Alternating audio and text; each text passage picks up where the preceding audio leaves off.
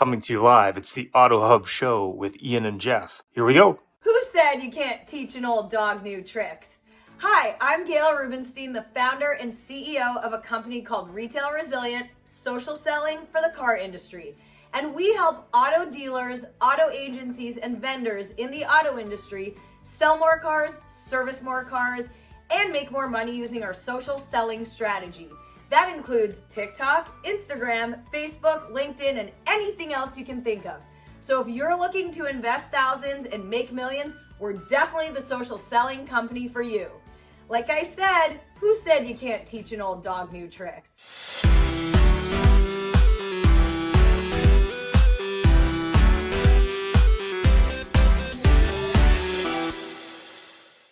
I was at Larry Feldman's seminar. So happy I came, having such a good time. Thank you so much, Larry. One of the best trainers in this area for sure. I don't know about anywhere else, but as far as I know, he's the best. So, told you twice. Take advantage. Thank you for having me here. I'm at Larry Feldman's seminar, and what I found is that what he's really good at doing with his knowledge and with his training, he's not filling a bucket, he's lighting a fire. Ways to improve. Every month we want to improve better on what we did the month before, maybe the year before. It's about how fast we can get the cars done with quality work to get it to the front line, because that's where we make our money. And the bottom line is the longer it takes, the more money you spend. We want to get it down as low as possible. Right now, like I said, we're in a great stage. We're at 4.5 days. In recon, we want to know how quickly we can get the cars out of the recon process and to the front line. The average days in recon and then the time to line are the most important things that we look for. I'm Mike Burrell. I'm Service Director at JM Lexus.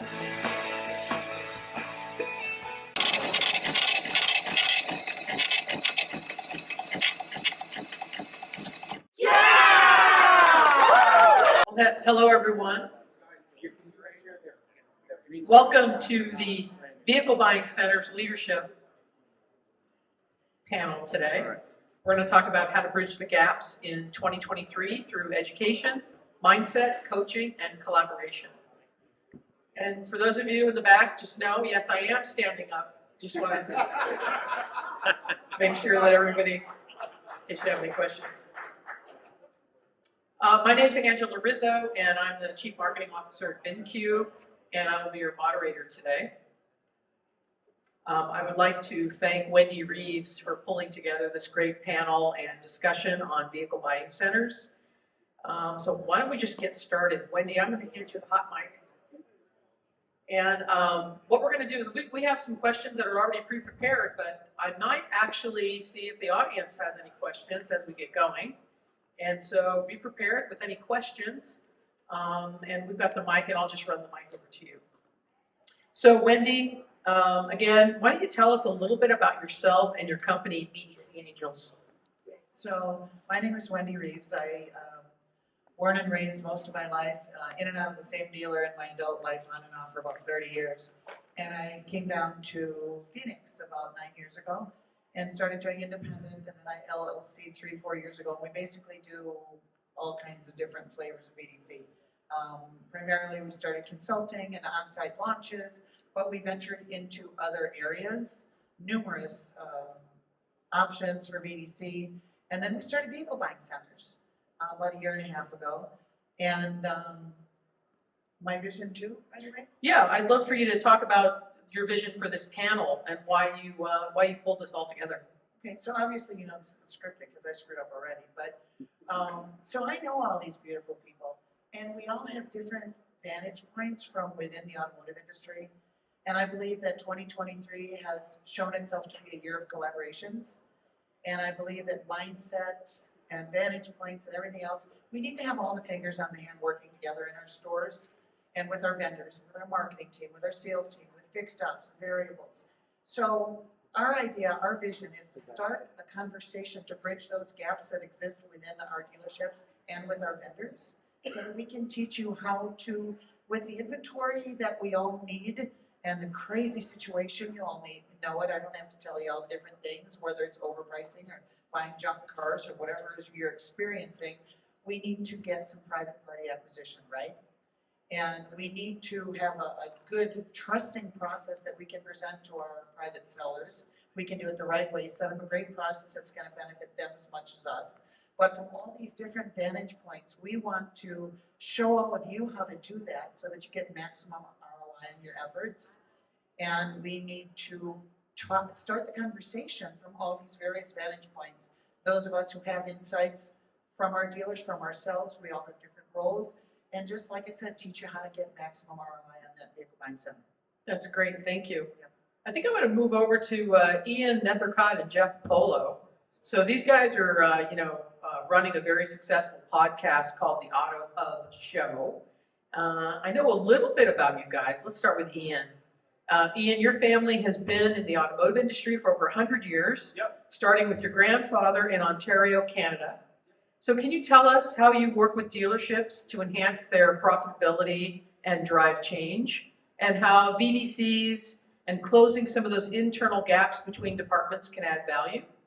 Yeah, great question. Yeah, my grandfather started gas stations, owned 4 or 5 dealerships at one point. My uncle, my dad, and my cousin worked in business. I myself worked retail for over 10 years, worked with dealers for 13 years. Started the Auto Hub Show with Jeff a little bit over 3 years ago. We took it over some friends of mine, and we've been growing that every week.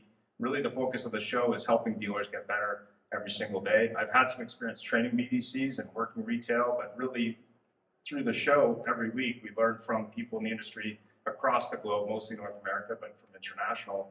And really, it's about customer experience, how to create a better customer experience, how to retain and attract customers, but more importantly, how to use the best technology to do that. And I think part of the challenge for dealers is there's so much new technology, sometimes they're overwhelmed with just all the choices out there. So we try and host companies that can talk about that. And it's really, for us, it's about the companies, not us. We're just there as the host. But I'm going to pass over to Jeff because he's still in the retail car business and also my co-host. Well, hi there. Thanks, Jeff Polo here, also from Canada. My family has not been in the car business for 100 years, but I will cop to 35. I've been in everything from great big domestic stores, Toyota stores, run them, etc. Big time used car fan. Got out of the new car side. I'm into an independent lot as well as doing the Auto Hub Show. And we're finding the benefits. One of the big changes when you're an independent is, even though it's all about you, and many of us can agree to that, it's all about me. If it wasn't for me, it isn't about you, because you need something to help you get around that. I know dealers today that say, I can't sell FJ Cruisers, yet 2007s are pulling $27,000, and that's American. So it's a great challenge, and what we do at the show, to do a little bit of a plug, is we make it about the dealers instead of about us and about our guests and how they can help them. Jeff, can you give us some insights on how independent dealers can thrive in 2023 and beyond? Well, by all means, even though I just said it's about you, it isn't all about you, because the fact is you need somebody to sell your cars. One person, one dealer they're really good. They can do 35 cars. They can do 30. You betcha. Oh man, I'm great. I'm really doing that. But who's gonna clean them? Who's gonna do everything else? So it's all about your team. It's all about who you build to do it. If you're more than a single rooftop. I asked Angela earlier today, what if a dealer is a used car dealer but has 8 rooftops and an independent? Of course they are. Of course you are if you've got them. But the way you're gonna thrive today is make it about your team. You can't make it about you. And there are people there that say, yeah, we can sell FJ Cruisers even though there's 6 Toyota dealerships within a bird's fly of us, and which isn't a saying, I just made it up. But it's very true. It's you could thrive by being something different. But I'm going to say this: buying centers are new technology, and my view is this: you leave here tonight and you go by the buffet, and you go, oh right, look at that stuff. All I can eat seafood for only $62. You get sick, it doesn't really matter. If you go out there and you have 10 people and you don't have a vision, and all they're doing is buying a whole bunch of, manual transmission Corollas because they're Toyotas, it ain't gonna work. Thank you. I'm gonna have you pass the mic over to Danny. Got a few questions for Danny Zaslavsky. Now, Danny, you're in a very unique position because You are a dealer principal of Country Home Motors in Kansas City, and you're also the managing partner of VinQ. So I want you to put your dealer hat on. You have a vehicle buying center, and I'd like for you to tell the audience what you'd say was your biggest challenge for your dealership and your VBC, and how you and your team overcame that challenge. So, a quote that I like, pain pushes, vision pulls. Pain pushes, vision pulls. It's like pain pushed us into a direction of, hey, we need to find another direction to source vehicles. But how and what? And my superpower is technology. I just love it. I'm super curious about it. And so we made a lot of mistakes in the beginning, which I'll share a few of them now. And then we've also made mistakes recently, and they're different. They're mistakes that are born out of scale. The early mistakes that we made is that we weren't curious enough to understand where the current inventory we were buying was coming from and who was actually doing the buying. I wanted to know, like, the eyeballs. How are you appraising a car? What insights are you looking at? Because ultimately, if I gave a VIN number to my team, they were all appraising cars slightly differently and making decisions out of, hey, I didn't do well in this car. Technology can fix that because it can bridge that gap together, or a buying plan can fix that when you actually have a strategy around what you're going after. The other thing that we made a mistake early on, and when we crude for a minute, we came up with an acronym. It's BFC, stands for buy the effing car. Sometimes we took too much time to decide whether or not we should buy the effing car, and we needed to be able to trust the strategy. So when we were able to do that, we were able to begin to scale. Now, the problems that we learned through scale, we quickly understood, like in a buying center, just like in sales, you have people that cap out. People will buy 15 to 20 cars a month, and then it's like, how do you scale them? Does that mean you need another body? Or can technology scale them to buy 30 cars a month? Maybe there's some AI that can start top of the funnel conversations to make them more meaningful. Maybe you can have more strategy around what inventory you're going after and have some technology to let you know how long those vehicles were online. So you're not reaching out to somebody who's had a car online for 2 days and maybe they're excited about trying to sell it on their own. Maybe let the world beat them up a little bit and reach out after a week or two, right? So there's things like that we learned because there's so many nuances, because we know that CRMs aren't built for acquisition, so don't use a CRM for acquisition. Create your own system, be innovative, because innovation starts in the front line. So all these things we're learning as we're scaling, and today we're still learning. We're buying about 130 cars off the street with about 3 people, but our goal is to get to about 300 cars a month. How are we going to do that? Maybe I'll tell you next year. Well, hang on to that mic, Danny, because I have a follow-up question. So you answered that question as a dealer. Now I want you to think about your role at VinQ and how, what are some of the challenges that your VinQ customers face, and how do you help them? So innovation happens on the front line. Being on both sides, I learned early on that sometimes people in technology will say, hey, here's the toys in my toy box. How do I put them together and make something that somebody will buy? Kind of like my dad used to buy a building and say, hey son, we're gonna put a business in this building. What business? I don't know, I just bought the building. You have to start with customer experience and work your way backwards towards whatever that innovation is. So when innovation starts on the front line and we think about, like, what is that customer experience gonna happen when you're having an inbound lead? Somebody's showing up and wants to get an offer on their car. Do they just want the value of the car, or do they actually want to transact on that car? And what experience are you giving them? Beyond that, are you providing the value, or are you waiting for somebody to back that offer and giving up control of that value? Because then you have no control over the appetite that you actually have to buy the car.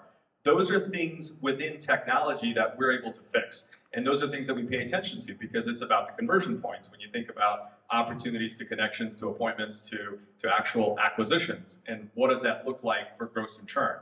When you can see every one of those conversion points, it's super fun, and you can make a lot of money, and the differences in your per copy is almost double what it is in auction purchase.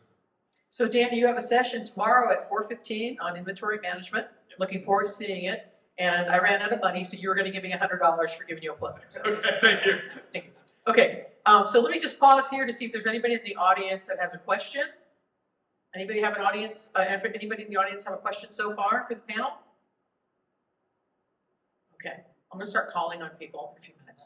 Larry's up next.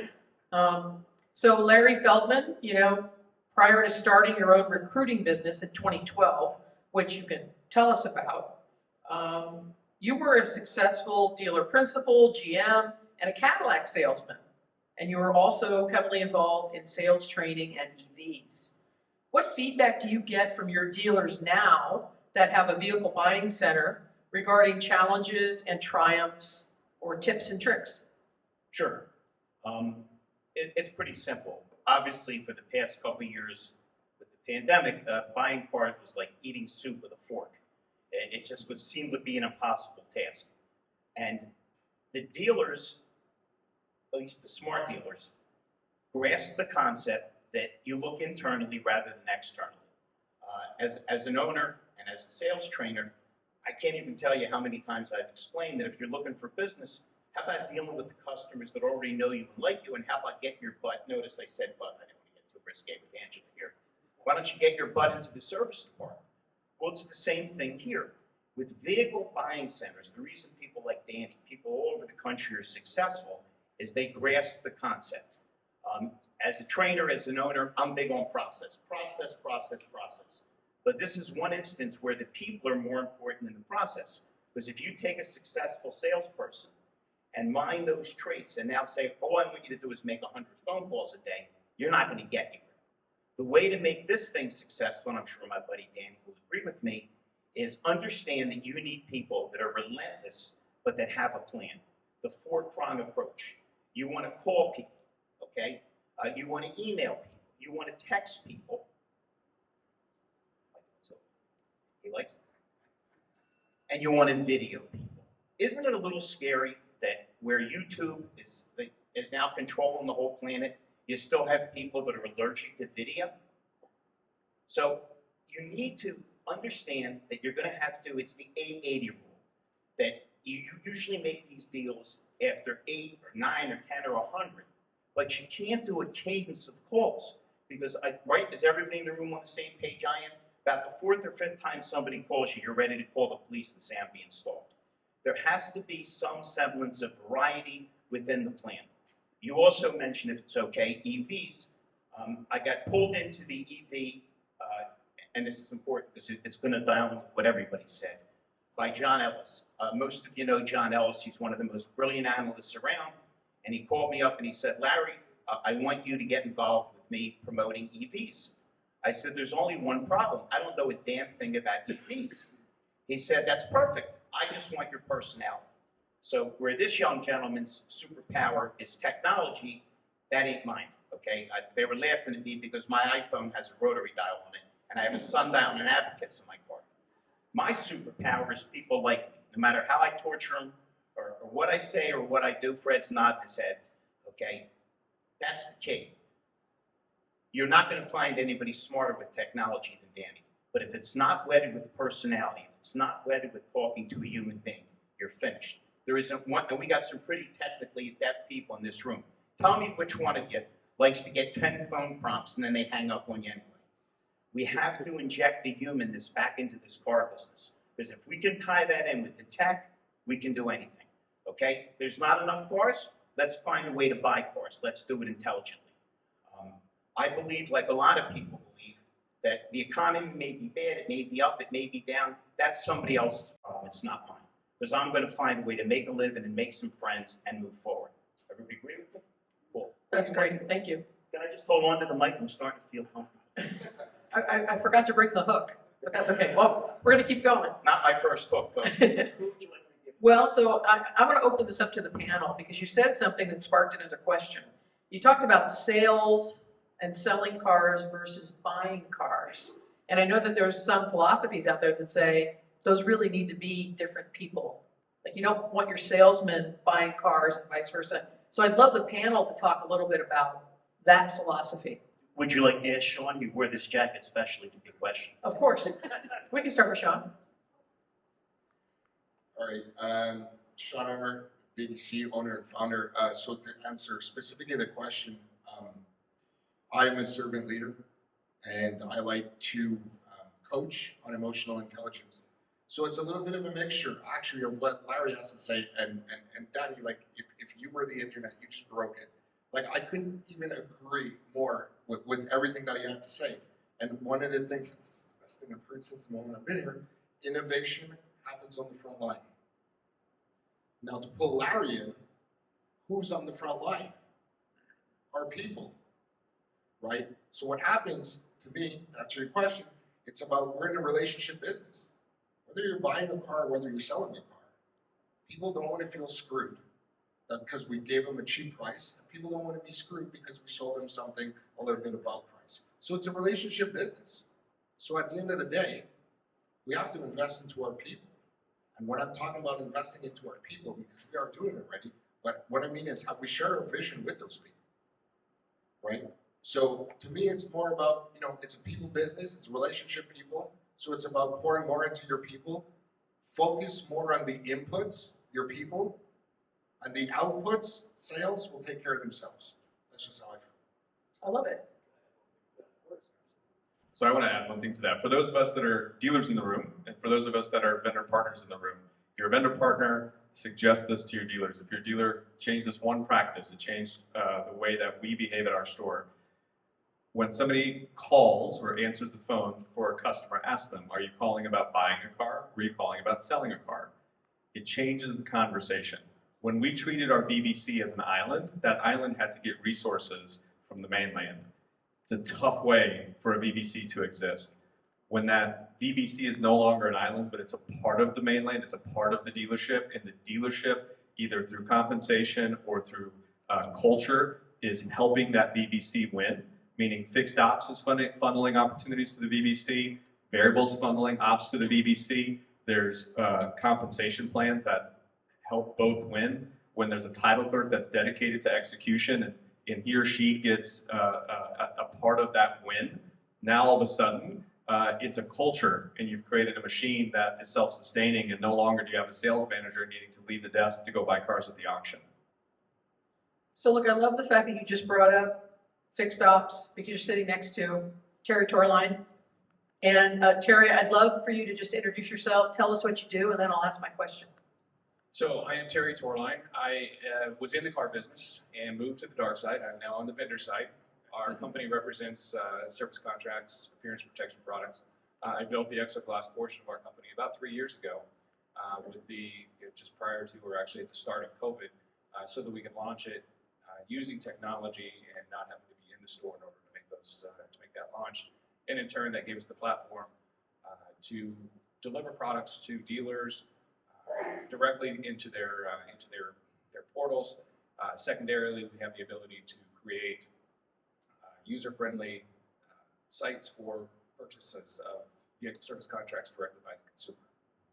So when you think about, when you think about the opportunities that you see in both variable and fixed ops with a VBC, from your vantage point, so what I'm trying to say is the revenue generating and other benefits that are over and above those we've discussed so far. Can you comment on that? I can. There's two types of dealers in this room. There's those that are changing and those that have changed.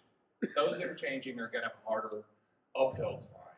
The dealers that have changed are going to understand this. The consumer's concept of of selling the car has changed. They used to go to Craigslist, Auto Trader, those types, and creepy Uncle Charlie would show up at 10 o'clock at night and want to buy their car.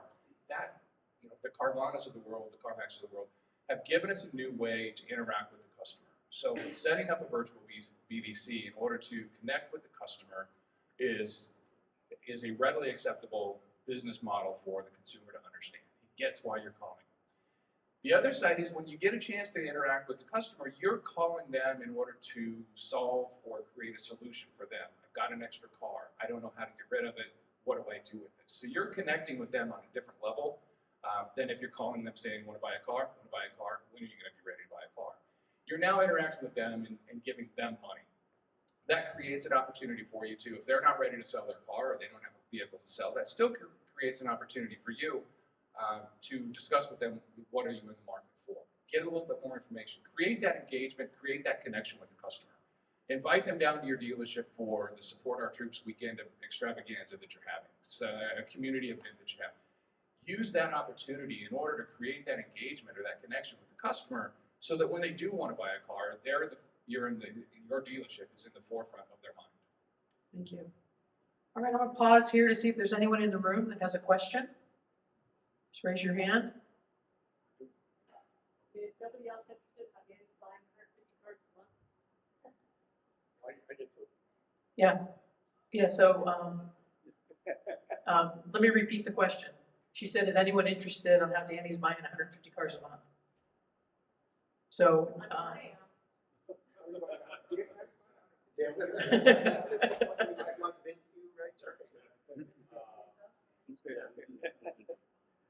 we created a couple things. So,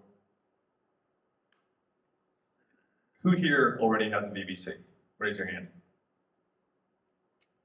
And who's buying over 50 cars a month?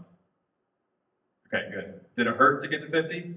Yeah, it hurt like hell, right? What about to get from 50 to the next 20? Did it hurt a little less?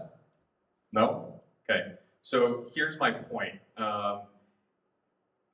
When you start shifting your mindset from not just being an organization that sells cars, but to an organization that also buys cars, it means that that sales process has to also be really studied and examined. Part of that sales process is also the acquisition process. So on the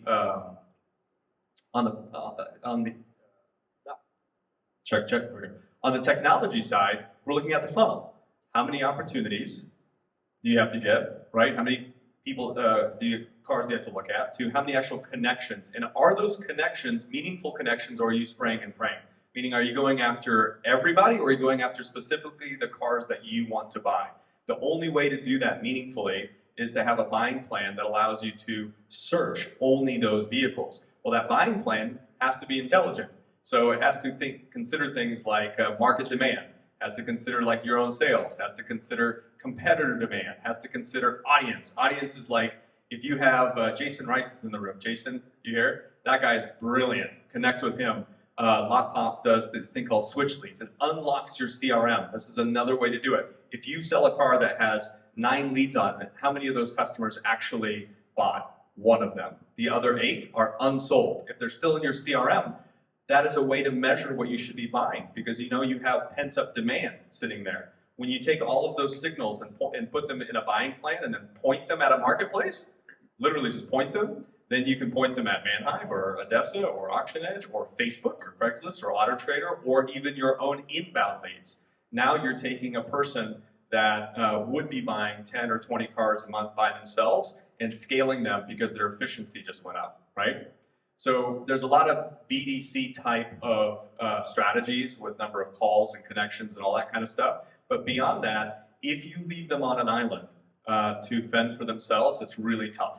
You have to make sure that the rest of the team supports them. So salespeople use things like equity mining to identify what vehicles they can go out and buy. And then they work with their VBC agent to fill their funnel, those inbound opportunities, right? Or within fixed ops, either customers that are eligible for an upgrade or customers that are eligible for an acquisition. We have a store in Beaver Toyota, Cumming, Georgia. 2 guys buying 130 cars a month. Jade Nabon is one of those guys, and we have a podcast you guys can listen to called Q the Next Leader. And how old is Jade? 21. 21 years old. And how many cars is he buying on average per month by himself? Over 100. One kid. One kid. And he's very unique, but he's not that unique in the sense that others are doing that too. So be curious. Be insatiably curious and listen to the way that these guys show up, because the secret lives in that. The technology scales you. So when you look at a buying plan that doesn't just cover the VBC, but covers the entire organization, and you can look at 2 reports, one being of the cars that I have, where did I buy them? Auction, dealer network, trade, or private party. You can see average days on, that you have it in your dealership, and then what your potential profit is. And when they sell, you can see how much you make gross per copy. You can see how long you have them. Then the writing's on the wall. You know where to put the resources. You know where to put the attention. And really, as testament, it hurts getting to that. But the cool part is that pain is shared among the team with a common vision, goal, and culture. And There's actually a guide that has been written by Danny and Damien Bordeaux called How to Buy 100 Cars a Month. It's the QR code here on the left. So go ahead and scan that and download that guide, and that will give you a lot of information on how that works. And then Don Brady, you're next. I wanted to just say that, you know, you wear many hats and a lot of costumes. So I wanted you to take a minute to tell everyone about yourself, because you got a lot going on right now. So I'm actually excited, and Robin asked the question, I raised my hand because I wanted to answer it. And I didn't want to answer it, I wanted to say, one of the biggest reasons I'm here is to check out their product tomorrow. Because how many dealers are in the room? I'm just curious. Well, thank you guys, all of you, for showing up. I actually added to that number about 3 weeks ago, and I got my dealer's license. So I'm actually in a somewhat terrified moment of my life.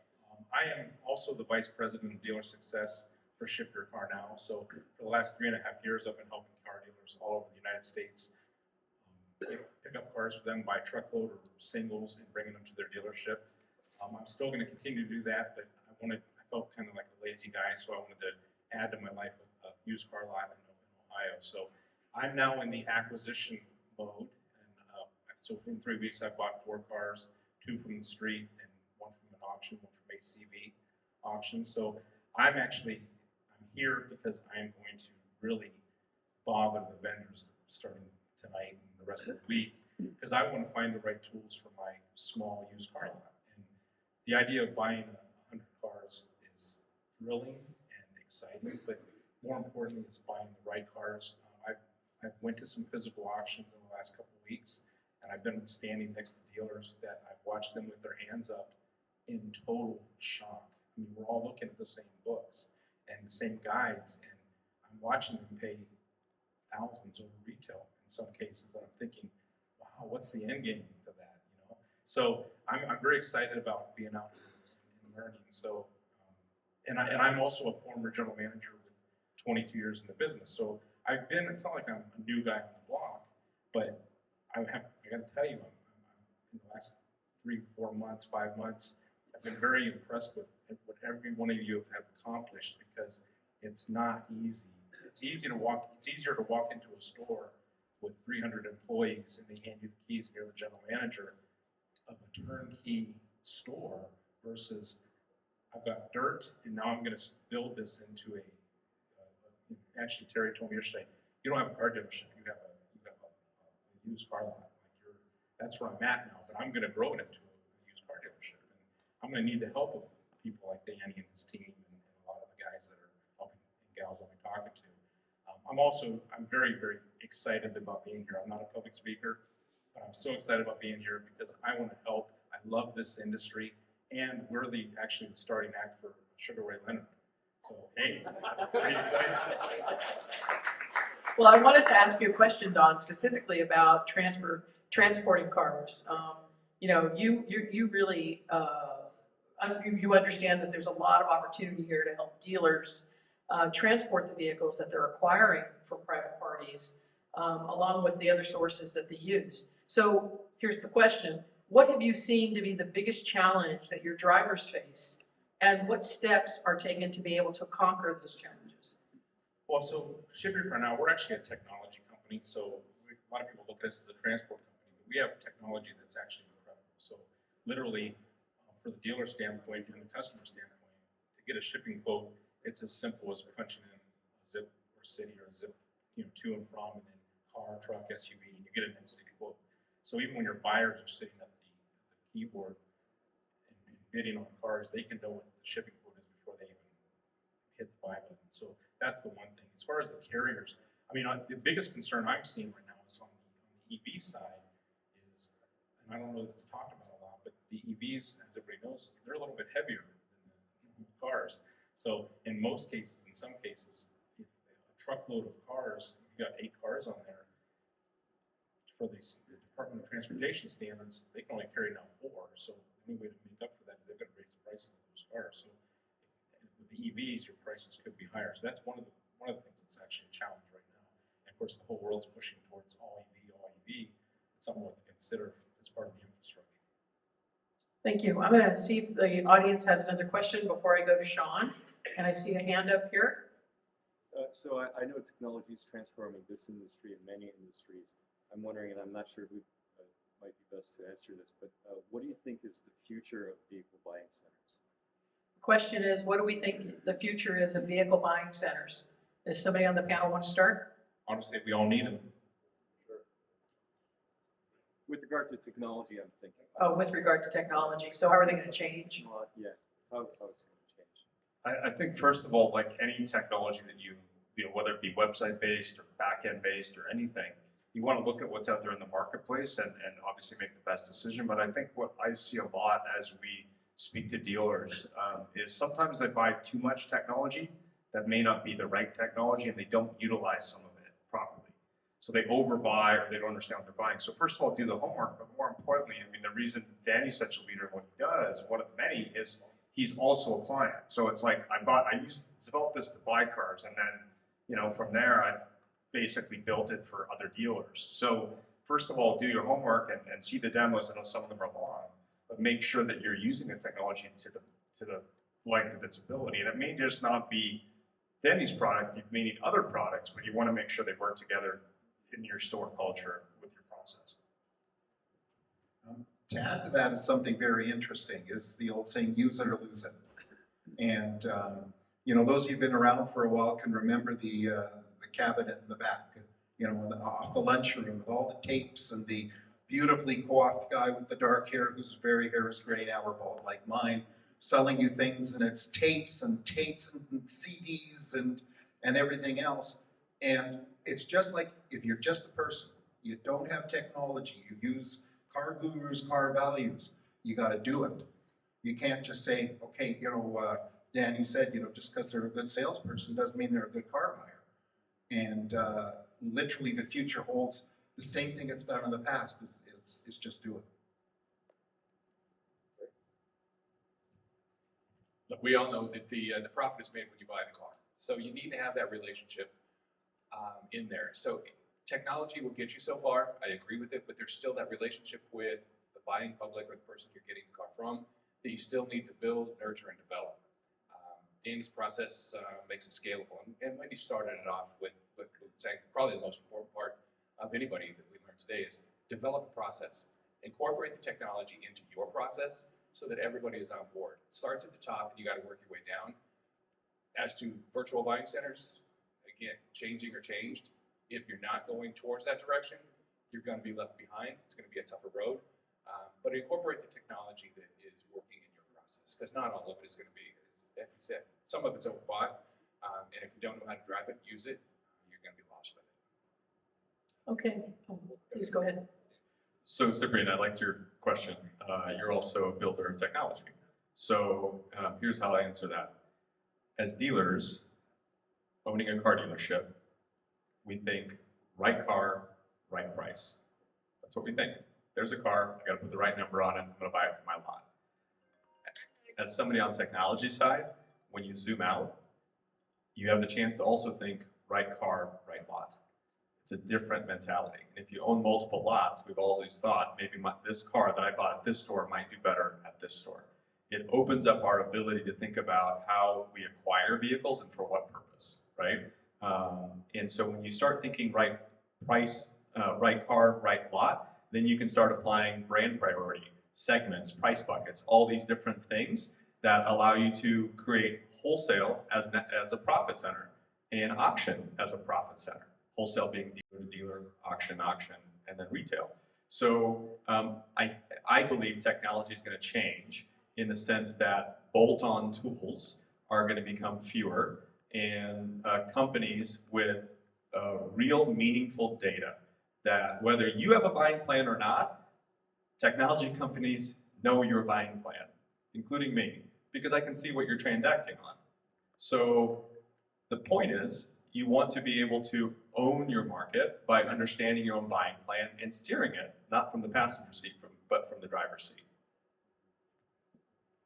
But he also said that he has one young fella who's 21 buying 100 cars. It always comes down to the people. because every one of us loves technology. We've all embraced it, and it all makes us all crazy all the time. So if we can wed his technology with people skills, you cannot go wrong, right? Guy even older than Terry. Ben Franklin said it right: when you're finished changing, you're finished. Thank you. I have a question. No, Fred's fine. Sean Armour, I wanted just to give you a moment to tell us a little bit about your company, BDC Alchemy, and how you are architecting revenue-generating BDCs. Yeah, sure. Thanks. First of all, amazing questions. My brain is going a mile a minute. I love this industry. So my name is Sean Armour. I'm from Montreal, Canada. Going on 22 years in the business. For the first 19 years, I was under the rooftop. I built BDCs for Canada's largest dealer groups. So right now I started my business during COVID. So while everybody was busy fighting over toilet paper, I don't know if you guys had that problem here, but in Canada it was rampant. So while everybody was so busy about fighting toilet paper, I saw an opportunity to really give back to this industry that's given me so much. So I created BDC Alchemy, and similar to what we've heard on this panel, alchemy is very much about exploring the unknown and taking something average and making it great.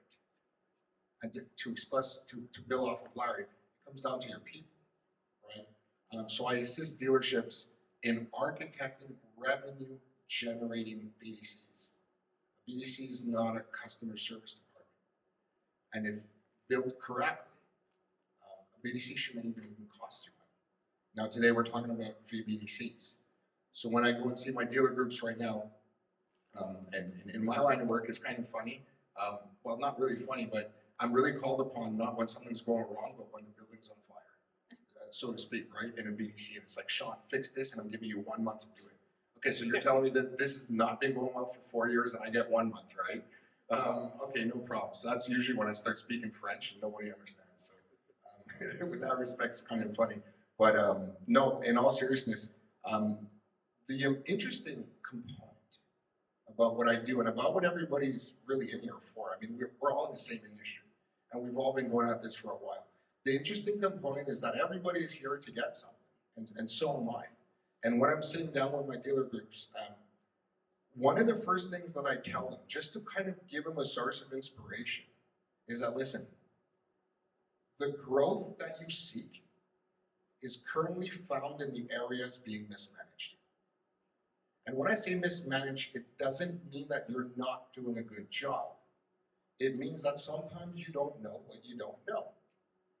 I mean, listen to what Danny's story before, and I hear this all the time.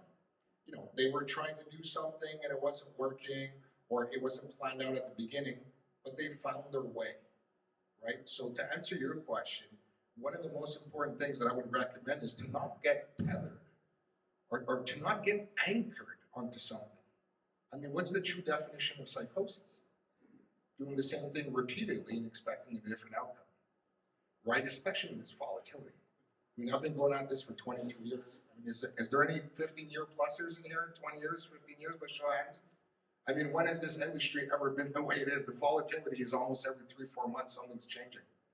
So, you know, similar to what Terry said, there's those that are changing, and then there are those that have changed. And one of the most interesting parts about that, parts about that is that the responsibility that we have towards the people in our care, at the end of the day, is what's going to make the difference. You know, build things around systems. Build things around systems. You know, when you really, you know, when you solve problems at a results level, it's momentary. But what I've learned is that to truly make a significant impact on your business, you really make a consistent impact when you change things at the systems level. We should be far more concerned with our trajectory than with our results.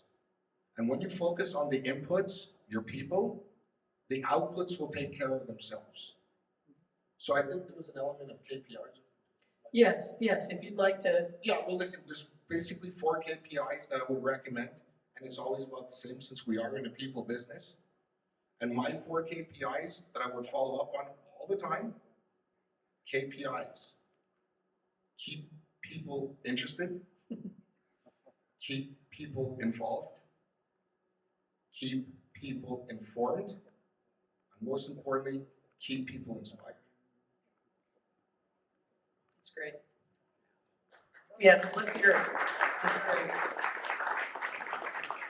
Well, Wendy, we're almost at the end of our time, and I thought since you did such a great job pulling together this panel that you should have the last question. So, what advice would you give to independent dealers on the value of creating a BDC and a VBC?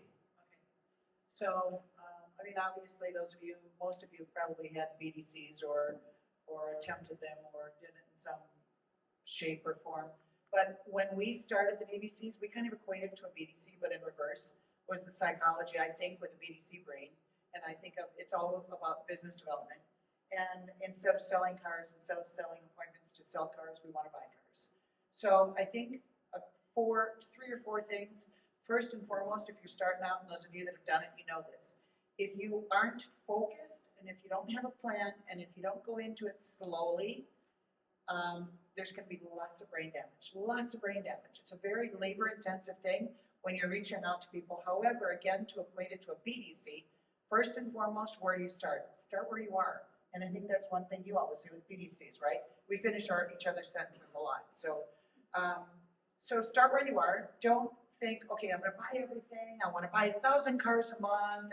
And believe me, these are things we've experienced. And we've helped our dealers navigate through the challenges, right? You have to customize it. It has to work for your store, your inventory, your buying plan. You have to have a buying plan. You can't say I'm going to buy everything. You have to say, okay, I want this, I want that. I don't want deployed airbags. I don't want what? Give me an example. I don't want a salvage title. I don't want, you got to watch with accidents, with hail damage, with this, that, the other. You have to have a focus on the buying plan based on the needs, the market needs for your dealership, like Danny mentioned, okay? And then you have to have a process. You have to follow that process. You have to nurture that process.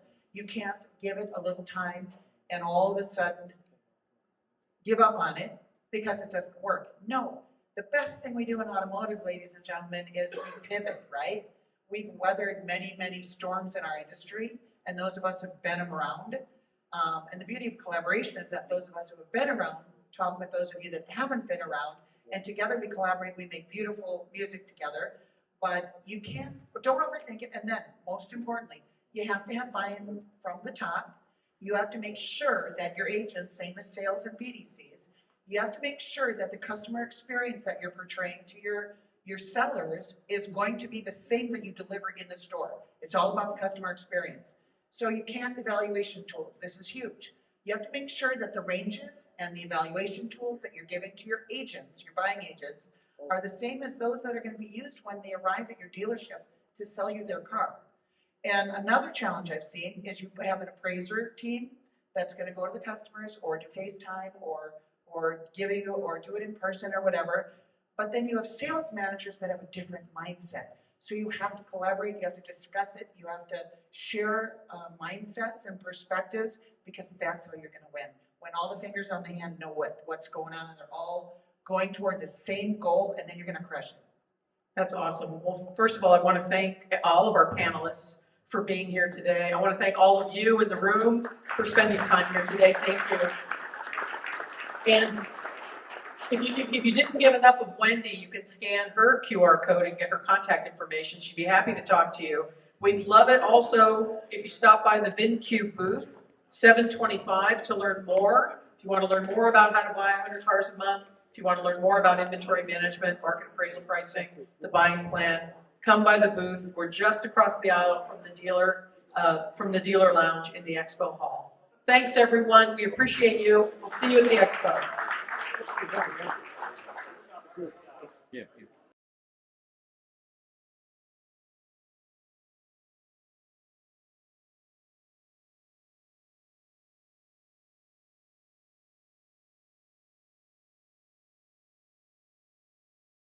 Thanks for joining us. It was a great show, and follow us anywhere you would like on your favorite podcast, on Facebook, on LinkedIn, and of course on our YouTube, or subscribe to our own channel.